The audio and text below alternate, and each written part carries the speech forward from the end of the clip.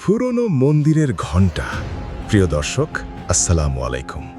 আজকে আমরা জানতে চলেছি এক রহস্যময় জায়গা। বাংলার এক পাহাড়ি গ্রামের পাশে ছিল বহু বছরের পুরনো একটা মন্দির। মন্দিরটা অনেক আগেই পরিত্যক্ত হয়ে গেছে। চারদিকে ভাঙা দেয়াল, শ্যাওলা ধরা সিঁড়ি আর বিশাল বটগাছ।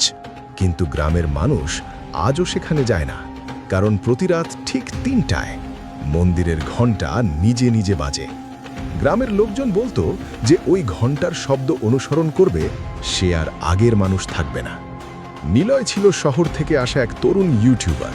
সে ভূতের গল্প নিয়ে ভিডিও বানাতো। গ্রামের এই রহস্য শুনে সে ঠিক করল আজ রাতেই সে মন্দিরে যাবে। রাত 2:45, চারদিকে কুয়াশা, ঝিঝি পোকার শব্দ ছাড়া কিছু নেই। নিলয় ক্যামেরা অন করে মন্দিরের ভেতরে ঢুকল। ভেতরে একটা বিশাল ঘণ্টা ঝুলছে, জং ধরা, পুরনো। সে ক্যামেরার দিকে তাকিয়ে হেসে বলল, দেখতেই পাচ্ছেন এখানে কেউ নেই। ঠিক তখনই ডং, পুরো মন্দির কেঁপে উঠল। ঘণ্টাটা নিজে থেকেই বাজল। নিলয়ের মুখ শুকিয়ে গেল। আবার ঢং। হঠাৎ মন্দিরের ভেতর ঠান্ডা বাতাস বইতে লাগলো। তার ক্যামেরার আলো বারবার নিভে যাচ্ছে। নিলয় ধীরে ধীরে পিছিয়ে গেল।